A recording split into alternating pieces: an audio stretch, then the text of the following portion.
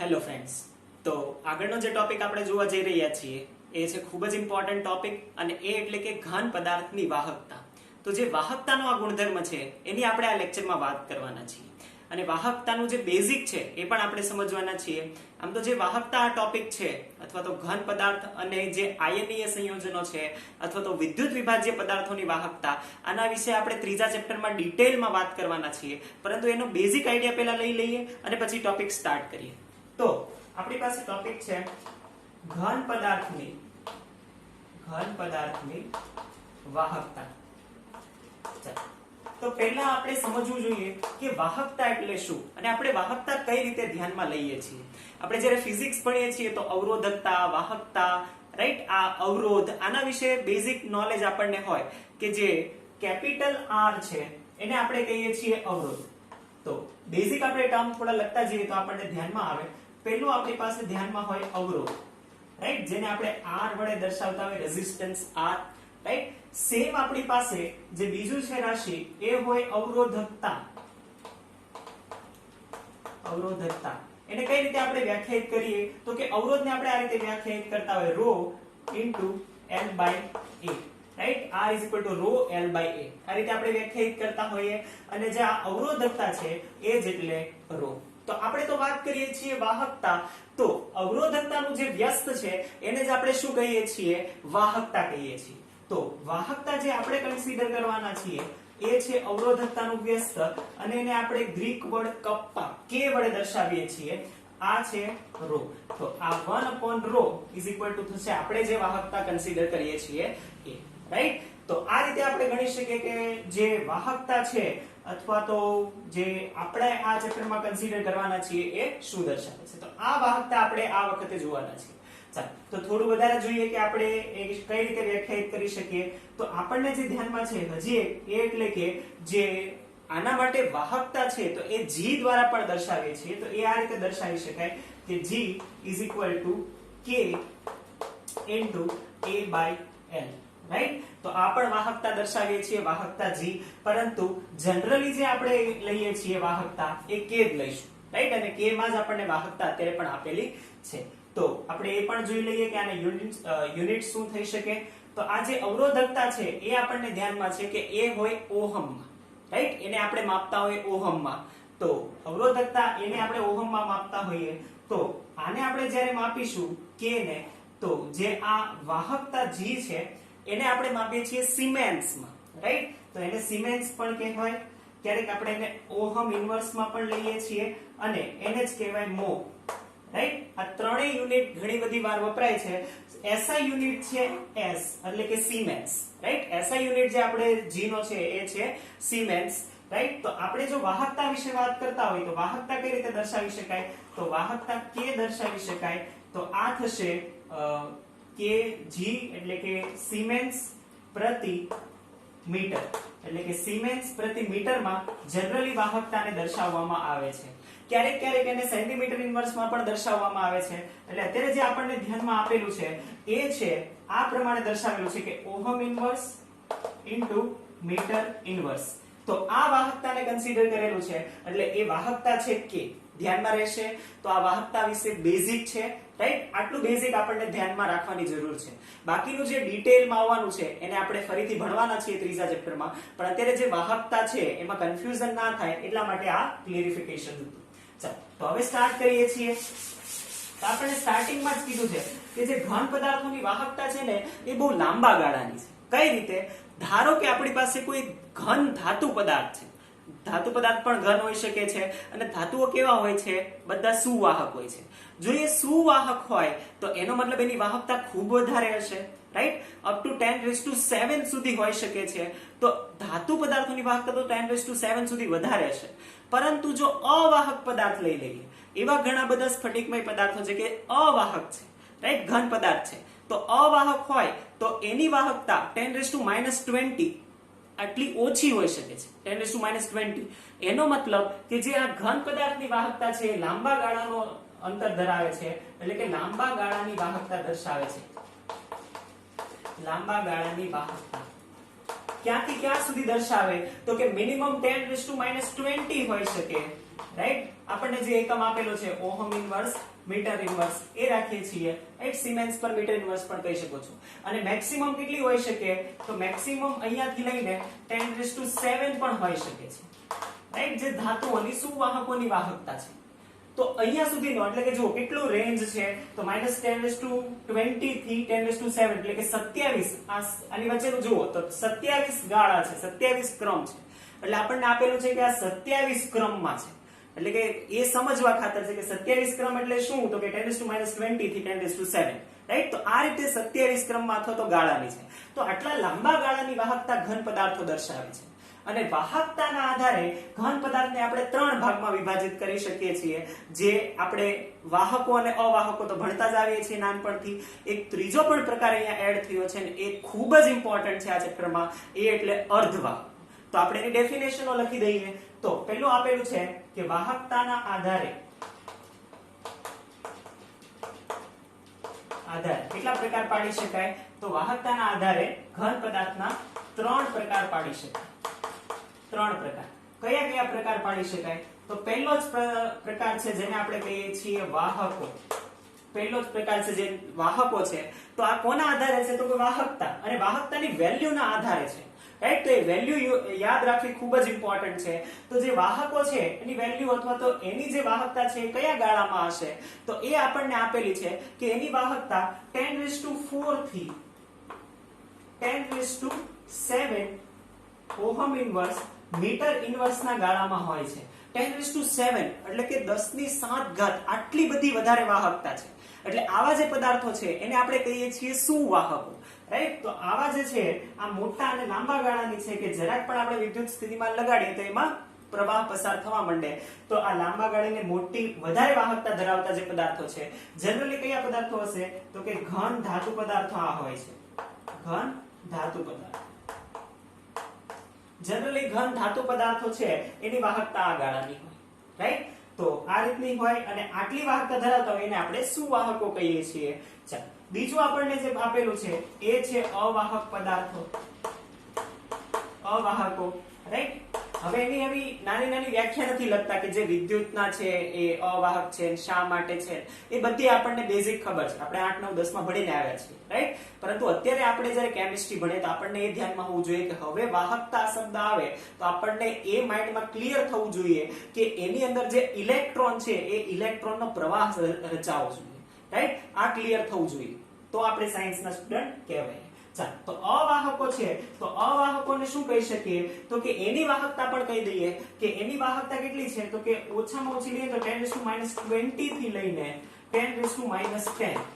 જો એકદમ પોઈન્ટમાં વેલ્યુ છે. પોઈન્ટમાં એટલે 0 પછી પણ 10 મિનિટ આવશે પછી 1 આવશે, રાઈટ? તો એટલી વાહકતા છે, એટલી ઓછી વાહકતા દર્શાવે છે. એનો મતલબ કે ગમે એટલું ઉચ્ચ સ્થિતિમાન દર્શાવવામાં આવે તો પણ આ વાહક થતા નથી, રાઈટ? તો આટલી ઓછી વાહકતાનું મૂલ્ય ધરાવે છે અને એને જ આપણે શું કહીએ છીએ અવાહક, રાઈટ? તો વાહકતાના મૂલ્ય વિશે કીધું છે. અને ત્રીજો ખૂબ જ ઇમ્પોર્ટન્ટ એક પ્રકાર છે અર્ધવાહકોનો, જે આ ચેપ્ટરમાં આપણે ડિટેલમાં જોવાના છીએ અને ખૂબ જ ઇમ્પોર્ટન્ટ છે, રાઈટ? અર્ધવાહકો. એની વાહકતા એ વાહકો અને અવાહકો આ બંનેની વચ્ચેની છે અને એની જો અશુદ્ધિ ઉમેરવામાં આવે એમાં કોઈ તો એટલે જે આપણે ડોપિંગ કહીએ છીએ તો એની વાહકતા વધારી પણ શકાય છે અને એમાં વધારે પોટેન્શિયલ લગાડવામાં આવે તો એ વાહક તરીકે વર્તે છે. આવા જે પદાર્થો છે જનરલી સિલિકોન, જર્મેનિયમ, આ પદાર્થો અર્ધવાહકો છે અને આ જે અર્ધવાહકો છે એની જે વાહકતા છે તો એ કયા ગાળાની છે તો કે એ 10⁻6 થી લઈને 10⁻4 સુધીની વાહકતા દર્શાવે છે. 10⁻4 ઓહમ ઇન્વર્સ મીટર, રાઈટ? જો 10⁻6 અને 10⁻4 આના પરથી જ આપણને દેખાય કે જુઓ આ અવાહક અને વાહક આ બંનેની વચ્ચેનો જે ગાળો છે ને એની વાહકતા દર્શાવે છે અને આ પદાર્થોને જ આપણે શું કહીએ છીએ અર્ધવાહકો કહીએ છીએ, રાઈટ? તો આવા મોટી સંખ્યામાં અર્ધવાહકો છે અને ખૂબ જ ઇમ્પોર્ટન્ટ પદાર્થો આ છે અર્ધવાહકો, કેમ કે આજનું જે ડિજિટલ વર્લ્ડ છે, ડિજિટલ વર્લ્ડ આના ઉપર ટકેલું છે, રાઈટ? જે ટ્રાન્ઝિસ્ટર, ડાયોડ, જે આ બધું ચિપ્સ આપણે કહીએ છીએ એ બધાનો જે બેઝ છે એ જે સિલિકોન વેફર પર આ બધું માઉન્ટ કરવામાં આવે છે એ છે, એ એટલે અર્ધવાહકો. તો ખૂબ જ ઇમ્પોર્ટન્ટ છે, રાઈટ. તો આ આપણે વાત કરી કે ઘન પદાર્થોની વાહકતાના આધારે જે પ્રકારો છે. હવે આપણે સાથે સાથે વાહકો અને અવાહકો ધાતુ પદાર્થો માટે ચર્ચા કરી લઈએ, રાઈટ. ચાલો, ધાતુ પદાર્થો માટે જે વાહકતા છે એ આપણે જોઈએ છીએ.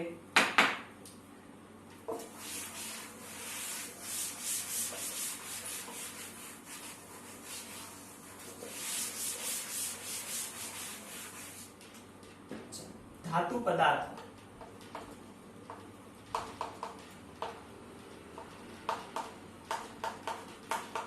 હવે જે આપણે આ વાહકતા જોવાના છીએ ધાતુઓ, જનરલી આપણે એવું લખીએ છીએ કે જે પણ ધાતુ પદાર્થો છે એ કેવા હોય છે, વિદ્યુતના વાહક હોય છે. પરંતુ અહીંયા આપણે આ જે વાહકતા છે અથવા તો અવાહકતા છે એને પટ સિદ્ધાંતના મદદથી સમજવાના છીએ. તો આ જે પટ સિદ્ધાંત છે એ ખૂબ જ ઇમ્પોર્ટન્ટ છે, કેમ કે અર્ધવાહકોને પણ એનાથી આપણે સમજવાના છીએ. તો એકદમ ઇમ્પોર્ટન્ટ ટોપિક છે, એ આપણે સમજીશું, રાઈટ. તો જે આ ધાતુ પદાર્થો છે એ કઈ અવસ્થામાં વાહકતા દર્શાવે, તો આપણને ખબર છે કે આયન જેવી છે, આયન, એલ્યુમિનિયમ, કોપર, સિલ્વર, આ બધી ધાતુઓ એવી છે કે જે પોતે જો ઘન અવસ્થામાં હોય તો પણ વાહકતા દર્શાવે છે. પરંતુ અમુક ધાતુ એવી છે જેમ કે સોડિયમ, એને પિઘલિત અવસ્થામાં લાવવામાં આવે તો એ વાહક સ્વરૂપે વર્તે છે, રાઈટ, આયનોના લીધે. તો ધાતુ પદાર્થોની વાહકતા બે હોઈ શકે, એક તો ઘન અવસ્થાની વાહકતા અને પિઘલિત અવસ્થાની વાહકતા. પિઘલિત અવસ્થામાં વાહકતા. અહીંયા એક સેપરેટ આખો એક ટોપિક છે કે જેને અત્યારે આપણે ટચ નથી કરતા, અને એ એટલે વિદ્યુત વિભાજ્ય દ્રાવણોમાં અથવા તો વિદ્યુત વિભાજ્ય પદાર્થોની વાહકતા.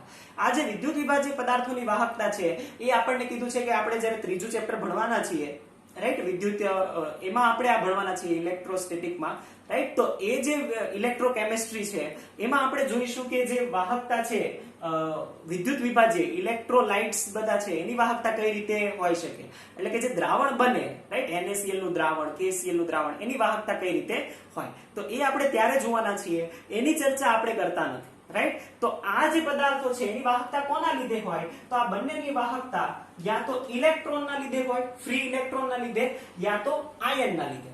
તો આપણે કહીશું કે આ બંને પદાર્થની વાહકતા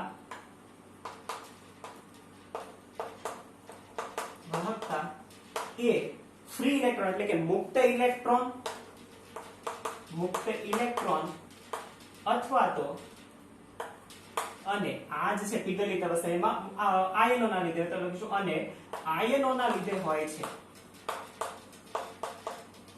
આયનોના લીધે હોય, રાઈટ. જો આ બે હોય, આયન હોય અથવા તો મુક્ત ઇલેક્ટ્રોન હોય, તો એની જે છે એ વાહકતા આપણે એ વાહક થઈ શકે છે. અત્યારે સ્પેસિફિક આપણે જે કહીશું એ આ મુક્ત ઇલેક્ટ્રોન અથવા તો જે સંયોજકતા ઇલેક્ટ્રોન છે એમાં જ કહીશું. હવે કોઈ પણ ધાતુ હોય, આપણે ધાતુ માટે વાત કરીએ છીએ, કોઈ પણ ધાતુ હોય તો એવું કહી શકીએ કે જનરલી ધાતુ હોય એ શું દર્શાવે, તો કે ઇલેક્ટ્રોન ગુમાવવાની વૃત્તિ રાખે. આવું આપણે કહેતા હતા. જો ઇલેક્ટ્રોન ગુમાવવાની વૃત્તિ રાખતા હોય તો આપણે એવું કહી શકીએ કે આની અંદર જે પરમાણુઓ છે એ ઇલેક્ટ્રોન જેટલા વધારે મુક્ત કરશે, ફ્રી રાખશે, એટલી જ એની વાહકતા વધશે, રાઈટ. હવે કયા ઇલેક્ટ્રોનને મુક્ત કરી શકે? સિમ્પલ, જે બાહ્યતમ કક્ષામાં છે એને, ચાલો બાહ્યતમ કક્ષા હોય એને શું કહેવાય? સંયોજકતા કક્ષા. આવું કીધું તું? હા. તો સંયોજકતા કક્ષાના જે ઇલેક્ટ્રોન છે એ ઇલેક્ટ્રોન જો મુક્ત બને, ફ્રી બને, તો એ શું કરે, તો એ ઇલેક્ટ્રિસિટીનું વાહન કરે જ્યારે એની આજુબાજુ વિદ્યુત પોટેન્શિયલ લગાડવામાં આવે ત્યારે. તો આ આપણે લખવાના છીએ કે ધાતુની સંયોજકતા કક્ષામાં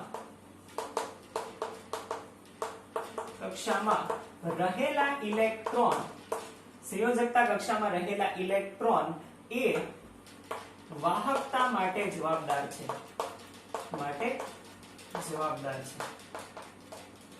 કઈ રીતે? કેમ કે જે સંયોજકતા કક્ષામાં હોય એ તે શું કરશે, એ તે ફ્રી થઈને ઇલેક્ટ્રિસિટીનું વાહન કરશે.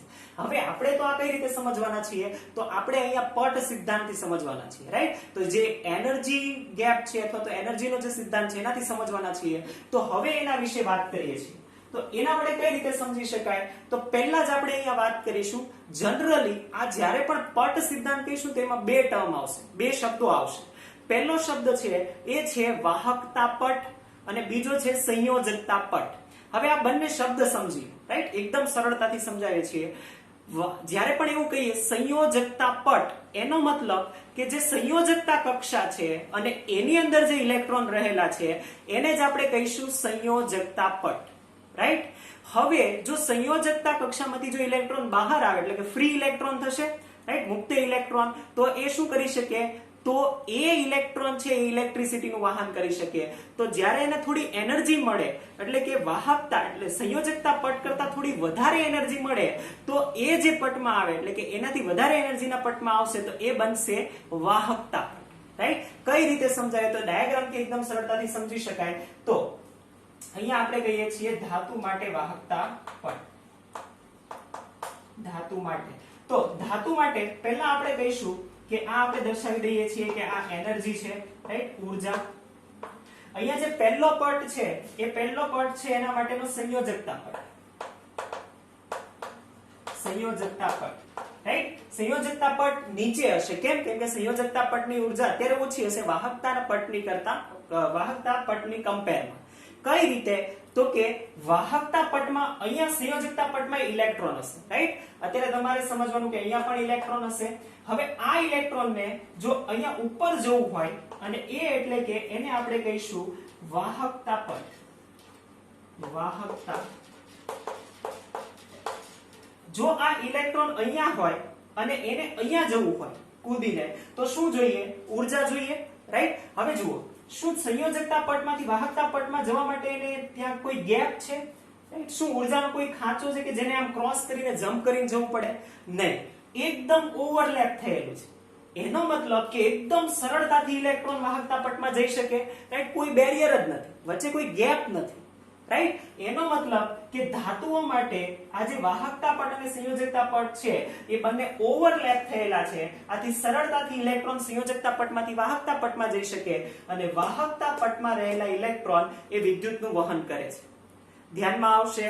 તો આ થશે ધાતુઓ માટે વાહકતા પટ, રાઈટ. ચાલો, તો આપણે આ જે વાત કરી છે એ લખી દઈએ છીએ કે સંયોજકતા પટ કોણ છે? તો કે સંયોજકતા પટ એટલે કે જે પરમાણુ અથવા તો અણુની જે આણ્વીય કક્ષક છે, રાઈટ, જેને આપણે બાહ્યતમ કક્ષક કહીએ છીએ, જેમાં ઇલેક્ટ્રોન છે, એ જ શું રચશે?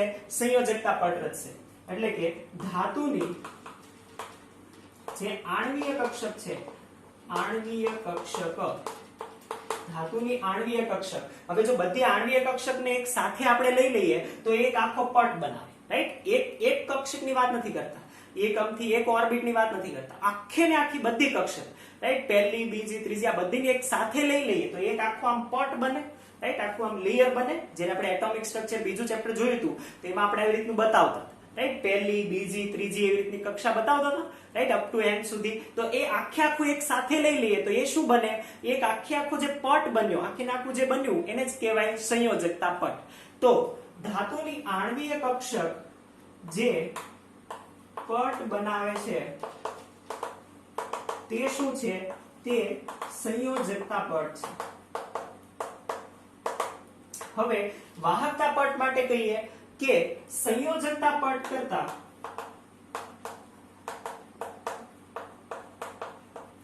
વધુ ઉર્જા ધરાવતું,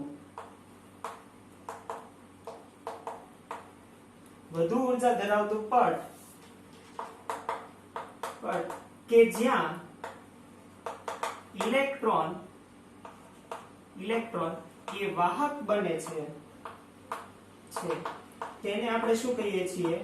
વાહકતા પટ, રાઈટ. એટલે કે સંયોજકતા પટમાંથી જો ઇલેક્ટ્રોન વાહકતા પટમાં જતો રહે તો એ શું કરે? તો એ સરળતાથી વિદ્યુતનું વહન કરી શકે છે. તો એને જ આપણે કહીશું વાહકતા પટ. ધ્યાનમાં આવશે આ બંને, રાઈટ. ખાસ આ ઇમ્પોર્ટન્ટ છે જે આ ઉર્જાની આપણે વાત કરીએ છીએ ને, કેમ કે એના આધારે જ આ વાહકતા અને સંયોજકતા પટ આપણે સમજાવીએ છીએ, રાઈટ. ચાલો આગળ આપણે કહીએ છીએ હવે સેમ આપણે જે આ ધાતુઓ માટે વાહક માટે લખ્યું છે એમ અવાહક માટે લખવાનું છે, રાઈટ. ધાતુઓ માટે વાહકતા. એમ અવાહક હોય રાઈટ? તો એ કઈ રીતે થાય તો એ પણ આપણે લખવાના છીએ પટ સિદ્ધાંતની મદદથી, તો એ પણ સમજો, રાઈટ? એના વિશે કેવી રીતે લખવાના, તો નીચે તમે સેમ આ રીતે આપશો, તો અહીંયા નીચે એક સ્ટાર કરીને લખી દો અવાહક માટે, રાઈટ? તો અવાહકમાં શું થાય તો કે એમાં પણ સંયોજકતા પટ તો હશે જ, તો આ રહ્યો નીચેનો સંયોજકતા પટ, સંયોજકતા પટ, રાઈટ? આ આપણે લખીએ છીએ અવાહક માટે, એના માટે સંયોજકતા પટ હશે. સેમ એના માટે પણ વાહકતા પટ તો હશે જ કે જેમાં જો ઇલેક્ટ્રોન પહોંચે તો એ શું કરી શકે, એ વિદ્યુતનું વાહન કરી શકે. ધારો કે આ અહીંયા છે વિદ્યુતનું વાહન કરી શકતો એ વાહકતા પટ, વાહકતા પટ. હવે વિચારો થયું શું કે આ જે ઊર્જા છે, અહીંયા ઊર્જા કંઈક હશે અને અહીંયા પણ ઊર્જા કંઈક હશે. હવે જો ઇલેક્ટ્રોન અહીંયા હોય અને ઇલેક્ટ્રોનને વાહકતા પટ સુધી જવું હોય તો શું કરવું પડે, તો કે આ જે છે આને કૂદવું પડે.